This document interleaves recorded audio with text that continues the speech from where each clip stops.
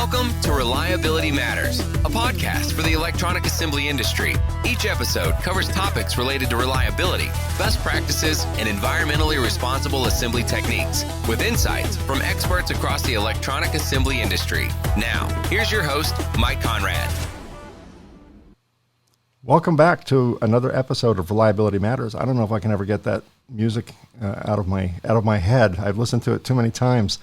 It's been quite some time since we've talked about thermal profiling, and there are, obviously everyone knows the importance of a proper reflow profile.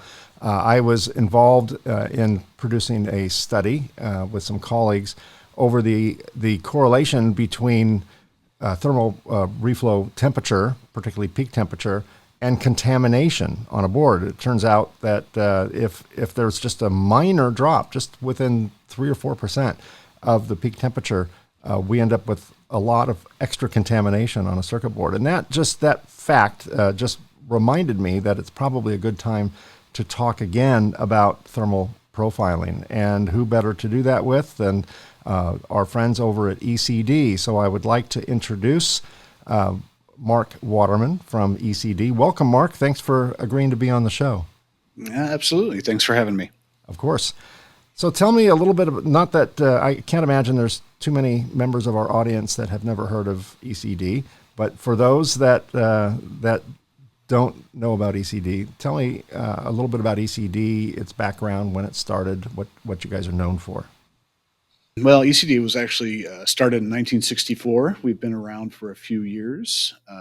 We started in the medical device manufacturing arena, and because of quality concerns, we got into contract manufacturing, circuit board production, and really the whole soup to nuts manufacturing of medical devices, which required quality tools. So we invented electronics to measure different processes that we were using, including the mole thermal profiler. That was introduced back in the early 90s, late 80s. And we've been measuring thermal processes ever since. We have tools for not only measuring product reflow profiles and wave solder profiles, but also to do machine quality management with rider palettes for every type of heating or soldering process that you can imagine in electronic manufacturing. Excellent. I saw, well, let me throw this on the screen. I saw that you recently dug up a old product of yours. This was a 25-year-old mole. Yeah, we had a contest for, who's got the oldest mole. And we found one that was back in the 90s, still functioning. Unfortunately, there's still some of those out there, and we try to get them upgraded to newer product. But some of those things are just tanks, and old through-hole technology never fails. Yeah, right. Sometimes we come across some of our old machines. We've been building cleaning equipment since 92, so going on 30 years. And I cringe when I see some of the older machines because, they're still working. There's nothing wrong with them. They don't look pretty anymore. The paint's all gone, and there's probably a few drips coming out of the chamber here and there, but they're usually sitting on some kind of containment, water tray or something. But some of them are still running. So if someone has a very old profiler that that 25-year-old profiler, assuming it's still working, there's two ways to build a product. There's two goals when you build a product. One is to make it last a long time. That's hard, but it's possible. And the other is to make it relevant for a long time, which is probably even more difficult than making it last a long time.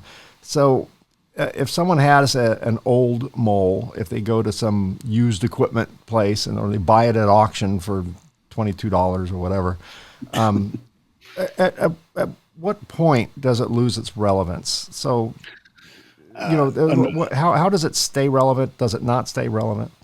Yeah, unfortunately, like say, some of those older moles, even though they might still be functional, the software that is used to communicate with them goes obsolete. Microsoft kind of ensures that for us, unfortunately. Time does march on, and so that original profiler The software came on floppy disks, so even if it would run on a normal Windows machine, you probably don't have a floppy disk to install it. So that's how far we've come in software. The original, some of our original equipment had serial outputs to little thermal printers to print out the profiles, and now, like I say, we're in the modern age, and if you don't have a Windows machine and something that's compatible with the latest operating system, the products don't work anymore. So that's the unfortunate reality, is that we are software based. So we do our data analysis in software, and if Microsoft makes changes to the operating systems, we need to make updates to our software, and sometimes that can't be backwards compatible with older equipment. So. Yeah, we've had the same challenges where the computers are lasting, the hard drives are working, the power supplies are working, the touchscreens are working, but the software breaks. And not only when they come up with a new version of Windows, when they come up with a new service pack, when they come up with an update, we usually recommend our customers turn off their auto updates, because every once in a while it'll auto break, and yeah, exactly. And I don't know, maybe we're just not in the right group. We're not hanging with the cool kids, but we don't know when they're going to do this, and we don't know it's going to break until it breaks, right? That's just the nature of Microsoft, I suppose. Exactly. We've got some fixtures from some of those original moles. We've got a laptop that's in our lab that runs DOS off a floppy disk. Wow. We use for a firmware fixture, and we just look at that every time we have a power failure. We wonder if it's going to come back, but it's got to be a 20-year-old laptop, and it still runs. The display comes up, it does what it needs to do, and it might be old, but it's functional. So it's. So I've often wondered, Mark, there's the oven guys, there's oven manufacturers that build the ovens, and then there's the thermal management people that, like you, that basically tell the user how the oven's doing relative to their board. How come that's not all one product? What has stopped Heller and BTU and all the other companies from basically stomping all you guys out of business by just creating their own profiler? Why are there two entities there? Yeah, and it's expertise and subject matter experts. The oven guys are great at heating things up and making a reliable system. Reflow ovens have become extremely good over the last couple decades. They're reliable. They heat evenly. They do a really good job at what they're meant to do. But the deeper analysis that's required software-wise, it takes a little more expertise than controlling the temperature of a zone. Coming up with the recipe, doing some of that automation, and some of these big guys, we're starting to play in each other's sandboxes, right? We are crossing boundaries of traditional. You do this and we do that, and that's okay. There's still, I think, plenty of market share for everybody, and I think they will always be better at creating ovens, and we'll always be better at profiling. We need to continuously innovate and provide better value than our competitors. So that keeps everybody innovating, improving, and improves the value that the customer gets ultimately. Yeah, I guess I could have asked the question in the opposite too. I could have said, "How come you guys aren't making ovens? You're already measuring the output of an oven. Why not make an oven?" But I understand there's a core competency there, and the skill sets required to build a conveyor to control temperature as precisely as they do are probably completely different skills as writing code to interpret all that energy and forecast it. So let's say I'm brand new to profiling. I just graduated college. I've been parachuted into JBill or something, and now and I've been charged with updating our company's profilers. What do I need to know? What is a good foundation to start off with when it comes to choosing a profiler or choosing to profile at all? Well, that's one of the major problems in the industry is apathy, right? If we don't have to do it, let's not do it. You probably run the same thing with cleaning, right? Sure, absolutely. So overcoming that apathy is, build it into a quality program and define what is good quality. Managing all your thermal processes requires that you measure them to manage them. And you need to have a quality program that includes that. The frequency can be determined and flexible. The amount of changeover that you want to tolerate and can be adaptable. But you need to document, have it in your quality program, and then follow it. As engineering resources and manufacturing resources become smaller and smaller, the need to profile hasn't been reduced. It's actually increased. The smaller assemblies, we have different types of chemistries now with low temperature solders and some of the new sintering technologies. These process windows are getting smaller, not larger, and the need for profiling just increases. And at the same time, automation marches forward, and they want to be able to do this faster, easier, defer it or transfer it to operators instead of engineers. And so the software has to, and the systems have to become simpler to use, more intuitive, and give you better insight. So make it less complicated, but give me more information. Sure. So it's quite a challenge. And that, like say, the engineer that you just dropped in that doesn't know anything, they need to have a process on what they need to measure, how often do they need to measure it, and what are the bumpers that I need to be aware of and be monitoring to make sure I'm successful. So let's talk about that a little bit. You talk about how often do I need to measure? So if, in our world, in the opening, I talked about a study that we were involved in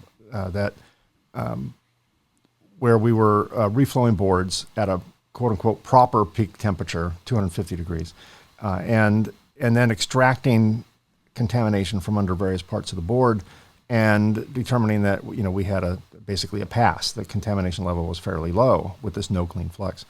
And then we reflowed more boards, identical boards, with the peak temperature being off by 10 degrees, which was 4%. And then we did the same extraction on chromatography, and we had increases in contamination up to 600%. So 200%, 130%, 180%, up to 600% across the board. And that peak temperature turns out, is really important to hit. And in my understanding, and this is probably a human nature thing, not specific to profiling, we tend to set up a profile with perfect conditions, with perfect boards, with the best operators, ideal conditions. Everything's been calibrated. All the vents on the reflow oven have been cleaned out. Everything's working good. And then we get our perfect profile, and then we, leave, go to the bar, go party, go to Tahiti, whatever. And all of that just very slowly starts to drift, and we don't go back and check it until we see a problem like contamination or whatever other solderability issues maybe. How often should someone recheck their profile? Is this a daily thing, like when you start up? Is this a monthly thing, a quarterly thing, or do we just respond when things break? Well, that would be the apathetic part. Usually people don't check their profile until a problem's already happened. So they're in risk management mode. They're trying to stop the bleeding. And that's really in a manufacturing for quality anyway. You want to have a recursive, I want to do a check on this. And it sounds a little snarky, but you could check it as often as you can afford to make bad boards for. So if you're making bad product for a month and you can afford that amount of risk, then check your profile once a month. If you want to make bad boards for a year and absorb that risk, then check your profile once a year. I'm not risk tolerant, so I would do it a little more frequently, daily or weekly. And it depends what you're making. If you're making Bluetooth earpieces that you expect to be out in the field for 18 months and then thrown away, it's a lot different than an analog brake controller that's going on a school bus or something, right?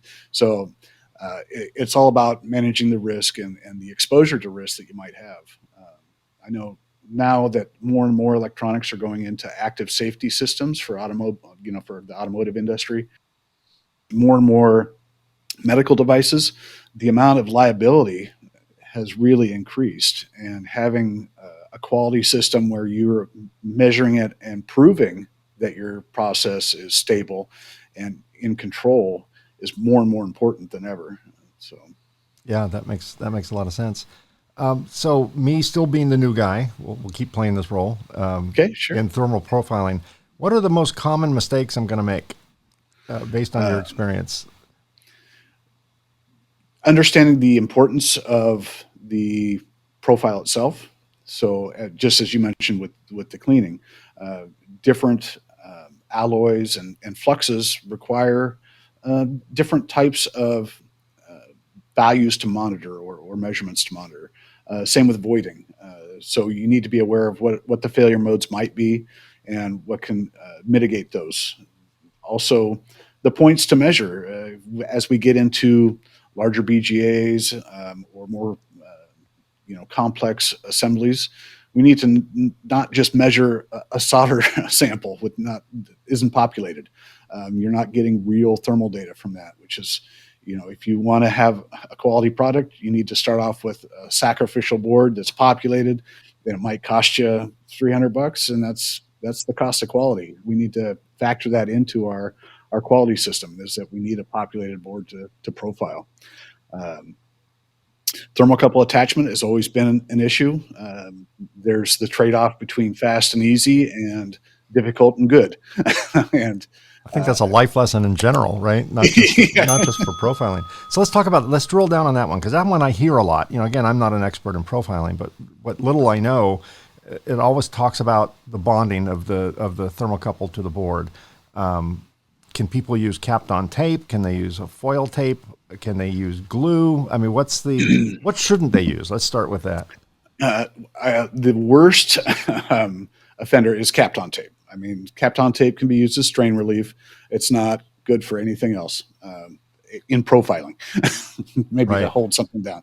Why not? I'm just curious. I mean, it has the ability. Does it have the ability to hold it down, or does it affect somehow the It doesn't conform very well. It likes to keep its shape, so it allows air in underneath it, okay. and it influences the measurement. Okay, so instead of measuring the actual surface of the board at that point, you're measuring the air a few microns above the board. Correct. Okay. And swirling around it. And we'll get into this. Some of this is opinion, and there are many opinions out there. But foil tape is probably the second worst. I mean, it is fast. It is convenient. It conforms around the thermocouple bead, so it reveals its shape, or witnesses it, so you can see where the bead is. The silicon adhesive that is used starts to soften right around 220 C. So right at the most important part of your profile, the glue starts to give out, and may lift, it may not. It's good for a couple runs. If you need to get some quick data or a confirmation run, it's not as repeatable as other methods. So it is fast and convenient. Repeatability it leaves a little bit to be desired. So if you need to do more than 2 or 3 runs, it's probably not appropriate. Again, if you can use the Kapton tape to strain relief the wire so it doesn't pull out, and you can use the window painting method to put on the aluminum tape, and you'll get 2 to 3 runs. SMT adhesives and epoxies are nice. You can put on a very small amount so it doesn't influence the reading, either as an insulator or as a mass. It also takes curing time. So it may take 24 hours to cure, or you may have to have some UV light source to instantly cure it. And it's good repeatability-wise for many runs. The best attachment method, the most thermally intimate and repeatable method, is high-temp solder. And most of those are leaded, which is a concern for some lead-free houses. There is a RoHS exemption for high-temperature solder use for thermocouple attachment. So you're still in compliance even if you use it. Well, because in theory, after you get your profile, you desolder it, right? So the board is not going out with lead in it. It's only right. there for a moment, basically. And again, we asked for a sacrificial board, right? This should never make it out into the wild, so to speak, and into the population. So it's a measurement platform. If you do need to use it and send it to a customer, there are other ways to do that are non-destructive. But again, there's pros and cons to that. So the high temperature solder is the best way. Again, you want to limit the mass of the attachment, right? Because you want to measure the solder joint, not a big blob of solder that you put on there. So some care has to be taken. And thermocouples are difficult to solder. You need a little bit of silver in with your SN5 or SN10. You should use a really aggressive flux. I have a secret weapon. It's Johnson's J35. Really nasty stuff. Don't get it on your hands or your clothes. It'll eat through it. But it works really well on thermocouples. So there's your secret tip for the day. What type of thermocouples are recommended? Type K is the most common. Mm-hmm. It's readily available from many manufacturers. It has fairly good repeatability. It's accurate to 2 degrees, 1.1 degrees C, 2 degrees F kind of stuff. It's got a little bit of chrome in it, so they don't rust or wear out. So they have fairly long life. The biggest thing now is the process temperatures are getting up above the threshold for Teflon insulation. So the glass insulation tends to fray and wear out a little bit faster, and some people are a little disappointed with the lifespan of the thermocouple now, but they are consumable. It's just the cost of profiling. Well, I would imagine they take a beating with the attachment and unattachment, detachment, when they're bonded, they're removed, and that's got to take a toll on them as well, right? And they're being bent, and you probably get some metal fatigue over the years or over the months. Yeah, the insulation gives up way before the wires do, which is pretty amazing. That they'll take a beating and a lot of twisting and turning, but the insulation gives up first. Teflon is much more resilient to that type of mechanical stress and abrasion. The glass just wears out a little bit faster. Every time you bend it, it sheds a little bit and gets thinner and thinner and frays, and so it's not as nice to work with as the Teflon. But the process temperatures are up above 220 C. You have to use different insulation. Yeah, that makes sense. So profilers have been around a long time, and from the first profiler ever made, I don't know if it was ECD or anyone else, but I would imagine it's probably you guys. The job of a profiler is to record temperature in kind of real time, right? That's kind of the main reason that they were invented. So that seems pretty basic, although I know there's way more behind the scenes than just recording the temperature, and plotting it on a chart. So what's changed over the last, since 1986 or so, since you made your first mole? What, besides the operating system and the various versions of, DOS and then Windows and whatever, what is the reason why these profilers can go into obsolescence and newer, more modern profilers are needed, besides the operating system and them just getting worn out or dropped too many times, or burned up, or burned up in the sacrificial mole, right? Exactly. Yeah, exactly. So there are a couple of different things that force obsolescence. Some of it is manufacturability. As we know, these components are only available for a certain amount of time. We've had on our Supermole Gold, we kept that version of our profiler going for about 18 years. And the last few builds, I think we did, about 14 last time buys on components. And the builds got harder and harder and had more and more fallout. So there's a point of diminishing return on trying to keep old designs manufacturable. And so you get into a new design cycle because you're forced to, because of chip availability. And then every time you're forced to do a board spin, It's an opportunity to add features, add functionality, faster, better, better battery life or power management, the opportunity to increase logging speeds for different applications, to add different functionality. So the hardware itself is really based on manufacturability more than anything. Recording temperature from a thermocouple input, you're just measuring microvoltage and putting it into a log file. So it's not rocket science on the logger side.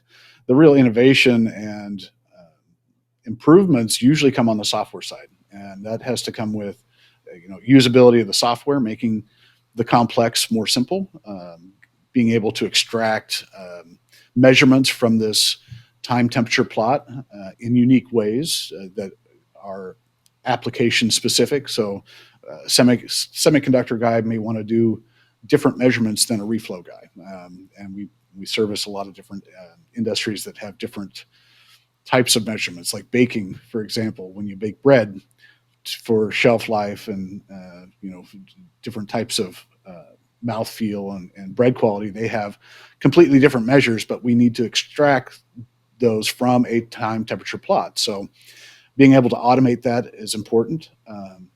Creating software tools that save time. I know our prediction algorithm is a huge time saver when you're developing a recipe for a reflow profile. Instead of just making a small change and checking and making another small change and checking, we can use our algorithms and our software to accurately predict how those changes affect the profile, so you can get to that ideal profile in 1 to 2 runs instead of 10 or 12. Being able to automate recipe setup against multiple lines. So those are the types of things that we focus on in the software, and those are where those incremental improvements have come over the years. So you tie that in with the need to make something that's more manufacturable, and it's an organic improvement process that we go through, and we continually try to add value to our customers by putting in new features that help them save time or make it easier. Yeah, that makes sense. How has miniaturization, and more specifically bottom terminated components, landed in your industry? I can't think of a way to measure under a BTC in real time. And even just miniaturization, even if there is some clearance, parts are so close together. I mean, the components are a fraction of the size of the thermocouple these days. Yeah. So how does that present a challenge in your industry, and what has your industry done to respond to that challenge? Yeah, that's an excellent question. The nice thing is the smaller they get, the more thermally uniform they are. Thankfully, they heat up quick. So getting a thermocouple close is you're getting a lot of data relevant to the assembly still. And we use smaller and smaller thermocouples. So, we're using 40 gauge thermocouples that are made with 0.003 of an inch wire to make these baby hair fine thermocouples that are more and more fragile. So that's always difficult. More of a challenge is the total process height. Physics is our enemy when it comes to protecting our electronics in these thermal processes. More people are trying to reduce their nitrogen consumption, so the clearances on ovens get smaller and smaller. Some of these processes are now even, say with some of the sintering processes, they're using acid environments that are particularly nasty to electronics and stainless steel, which we use a lot of to make our barriers. And so as these processes are developed and utilized, we have to continually try to work around protecting our instruments with insulation, and unfortunately insulation technology hasn't really improved in the last 2 decades. So we have a minimum height that we can get to, which is about 3/4 of an inch. And if you have a clearance smaller than that, we're stuck. You're going to have to do the old-fashioned feed and retrieve method, which people hate. What is that method? Explain what that method is.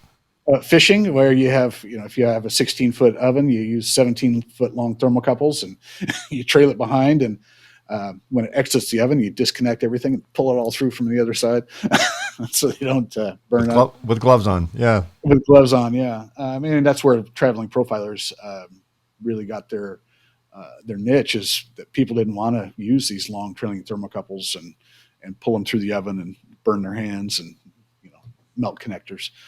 Profilers, what separates one from another? I think there's probably three main parameters. One is, the brand. Do you know if you're going to buy something to record your process, is it going to last for 10 years?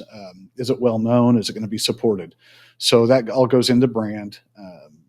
Obviously, we've been around for a number of years, and we're a known quantity. Our products last forever, to our detriment sometimes. We support those old moles as best we can still. We answer the phone. Customer support is obviously super important. If you have a problem, or more and more, it's coming into, do we get training? I've just been dropped into this position. I'm a new process engineer, and I don't know anything about wave solder, or I don't know anything about reflow. Can you give me 45 minutes and tell me the things I need to know? And we find ourselves doing that more and more, being the knowledge base for our customers rather than the measurement base. Used to be the solder guys who were the experts and would measure that, but anymore they more often come to us, and we provide that level of support to our customers. So that's a differentiator that you want to look at. And the software feature sets. We're very analytical in our software. So if you need unique extractions, if you like to do SPC, we're more on the engineering side of things. Some of our competitors are more on the ease of use and automation.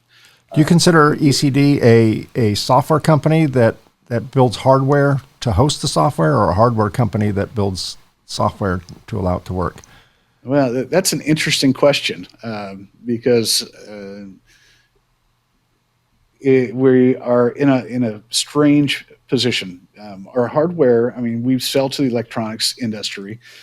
Everybody knows how much it costs to build these things, and yet we charge a premium for our hardware, and you get the software for free.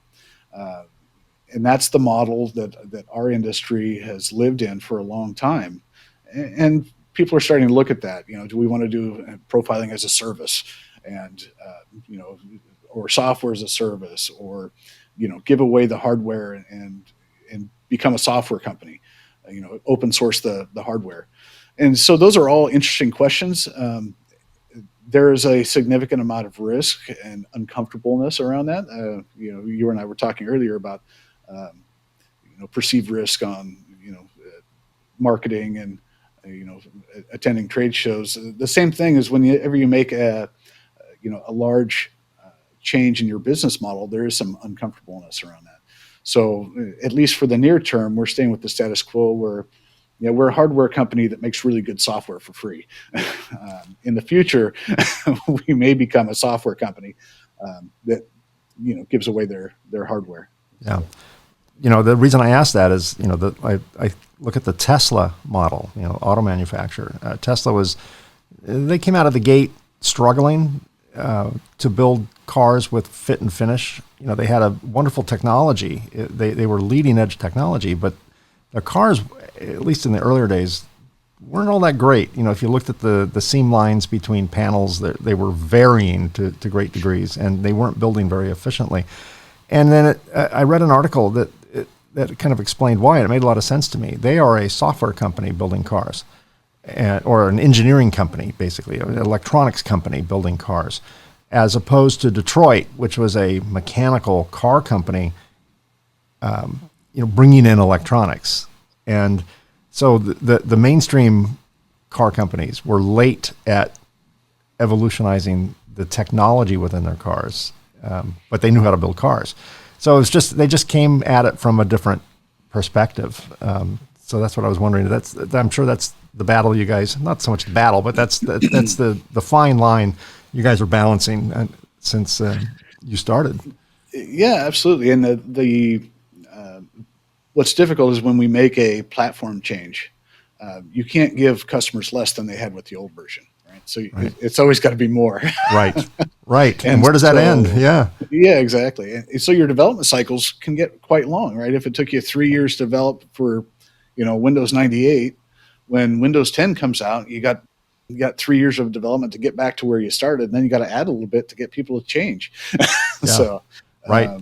Right. You have to. Yeah. Exactly. Do you drip out the expanded content, or do you just give it everything you've been working on? I mean, you got to hold something back for the next upgrade, right? yeah, exactly. And like I say, it's hard to come out if we made hypothetically speaking, if we made a new application for our software to, talk on an Android phone. How much functionality do you want to port into a mobile device? Does it have to do everything that a desktop device does, or what's that 80-20 rule for the walk around version compared to the desktop version? So it's a tightrope. It's always interesting thought exercises. It also makes it incredibly difficult to nail down a scope and get things going on a software. Well, we talked project. earlier. I think we talked earlier about Microsoft coming up with new revs. Once you start making it iOS compatible, now that's another thing to break. When the next iPhone or Android phone gets an upgrade. That's correct. There are some interesting things coming out from Microsoft. This is totally off topic, but they're coming out with a coding platform called Maui, and it's the multi-user application interface. So you can develop on one platform, and you can bolt out iOS, Android, Windows software from that one build. So it's a very interesting build platform to work from. It's also bleeding edge, so it's not quite available yet. Right. So Microsoft, that's the risk. Even when they release it, it's not quite available yet. They tend Right, to do all their debugging in the field. That's just the nature of that company. Exactly. Before we finish up, once an oven is set with its conveyor speed and zone temperatures, what causes it to produce different results? What is the mechanical reason why someone should buy a profiler? You can't just set it and forget it. Are there variables that change within the oven, within the infrastructure that's supporting the oven, within the boards where they will produce a different result from one day to another? That's a really loaded question. There's literally hundreds of variables that can affect the reflow profile. So you have maintenance issues as far as potentially the exhaust stack pressures changing, the HVAC system, whether it's winter, summer. If you have a loading dock and people are rolling up the door for FedEx at 3:00 every day and letting in a bunch of hot air or cold air. You have internal processes inside the oven that may cause failures. Blowers can fail. Conveyor speeds can end up drifting over time. So there's literally hundreds of different variables that can affect the reflow profile. Even the power that you're getting from the utility can change the amount of available heat it is to recover when a board goes through, or board loading. We had one example where the company would run 20 boards and then they'd stop for 15 minutes, and then 20 more boards would come through. And the last 3 boards of every batch of 20 were colder than the rest because the first 17 boards sucked all the heat out of the oven and it couldn't recover fast enough. So there are variables that can affect the reflow profile. And you may not be able to catch them with single board pass profiling because you're collecting that data in the ideal time. The oven's stable, doesn't have any, production load on it that may be varying the heat from the zones. And we do continuous monitoring products that monitor that. Every 10 seconds we are taking a sample of the oven condition, so that we can catch those variables as they happen. So if there are changes over time or immediate changes due to board loading or external maintenance issues or internal failures, that we can pick those up and let somebody know, set off the red flag that, hey, something in your process has changed. You should come check it out. Yeah, that makes a lot of sense. What's the future hold for ECD? Well, that's another loaded question. So Industry 4.0 is demanding automation. Closed loop control is always kind of the holy grail. So we can look at a board before it goes into the oven, select the best recipe for it, tell the oven, what temperature it should be at, and then send it through and know that it's been processed correctly. I think we're still a couple decades from that. But as we say, the the sandboxes for oven manufacturers and profiling companies are definitely getting closer together. And having some type of closed loop control is probably the next step. So something where the profiler can talk to the oven and basically say, hey, buddy, you need to slow down the conveyor, turn up this zone, or maybe even put the desired profile into the profiler rather than the oven, and then the profiler can talk to the oven. And is that kind of the strategy behind that, or the goal behind that? Two-way communications is definitely on the roadmap. Let's just put it that way. Cool. All right. Well, I don't want to tell you. Don't tell me so much where you have to kill me. So yeah, exactly. Yeah, I need to be around for another show. Yeah, we are continually striving to make our profilers smarter and to do more and to make it easier for the operators. And so, being able to communicate and evaluate a profile is definitely on the roadmap. Excellent. Well, Mark, thank you for spending the last about 45 minutes with me or so, and spreading your wisdom. I really appreciate it. You make me smarter, so I get to ask the dumb questions because I always have the smarter people on the other side of the screen. So thanks for enlightening me and educating me and my audience on the ins and outs of thermal profiling. I really appreciate it. Yeah, no problem. Thanks for having me. Have a great day. Thank you. You too. Thanks for listening or watching the Reliability Matters podcast. Be sure to subscribe to the podcast on your favorite podcast app, such as Apple Podcasts, Google Podcasts, Spotify, and so many more. Also, be sure to check out my other podcasts, including the Concept to Creation podcast, where I feature conversations with entrepreneurs within the electronic assembly space, and, as we discussed earlier at the beginning of the show, the Innovations in Technology podcast, where we discuss innovative products within our industry. All three shows are also available in video format. Check out the Reliability Matters or Concept to Creation or Innovations in Technology podcasts on YouTube. Just search the show's name and you can find all three shows. Or go to MikeConrad.com. That's Conrad with a K. All three shows also appear there. Again, thanks for being part of my podcast family. I appreciate you being here. Until next time, stay safe, stay healthy, and stay happy. And of course, keep doing it right. See you again soon.